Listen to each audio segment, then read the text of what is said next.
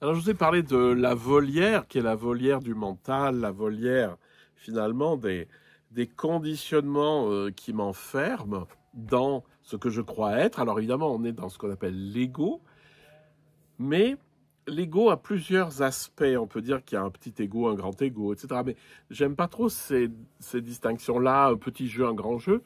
Ce qu'il faut voir, c'est que dans tous vos conditionnements, il y a des conditionnements nécessaires, il y a ceux que vous ne pouvez pas changer. Je ne peux pas changer ma taille, mon poids, mon âge. Enfin, mon poids, si je pourrais. Euh, il y a les conditionnements euh, qui sont des conditionnements psychologiques, etc., qui m'ont rétréci, c'est-à-dire où je réagis toujours de la même manière, comme un petit gamin auquel on ne dit pas t'es un gentil gamin, ou alors qu'on n'a pas aimé, etc. Et tous ces conditionnements m'enferment. Et le pire, donc c'est les conditionnements limitants. L'ego, dans le sens où tout le monde dit qu'il faut dézinguer l'ego en spiritualité, c'est la somme des conditionnements limitants, ceux qui m'enferment. Ceux qui m'enferment. Et donc on est vraiment dans l'image de la volière.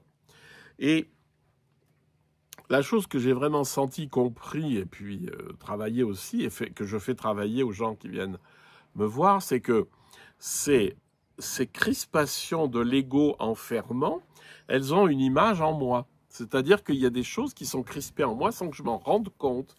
Ça m'est arrivé de masser des gens qui avaient une carapace, une cuirasse. Parce qu'en fait, tout ça, c'était complètement crispé. Alors, ce qui est intéressant, c'est qu'à partir du moment où vous commencez à lâcher tout ça, parce que la conscience s'ouvre et les conditionnements tombent. Et ça va en même temps. C'est-à-dire que c'est pas, il n'y a pas, je fais tomber les conditionnements pour m'ouvrir, ni je m'ouvre pour faire tomber les conditionnements, mais ça va en même temps, c'est la même chose. S'ouvrir, c'est dépasser ces conditionnements, c'est dépasser les murailles de son ego enfermant. Et ça se manifeste dans le corps. Alors ça se manifeste dans le corps, vous allez sentir des espèces de détentes qui se font, même à des endroits où vous ne pensiez pas être tendu. Souvent, bon, c'est là, c'est derrière, c'est les épaules, c'est tout ce que vous voulez, mais vous allez sentir cette espèce de détente. Et ce qui est intéressant, c'est que quand il s'agit de crispations profondes, qui ont des sources, on va dire, familiales, de culture, de l'école, etc., vraisemblablement, vous aurez beaucoup plus facilement accès. Alors que si vous allez par en haut, c'est-à-dire par le mental qui cherche les traumatismes de l'enfant, etc., vous allez peut-être les trouver au bout de 10 ans, mais pas forcément. Et en fait, le fait d'avoir tout détendu, étonnamment, ça vous donne accès à certaines choses, à certaines émotions, à certaines compréhensions de votre structure. Voilà.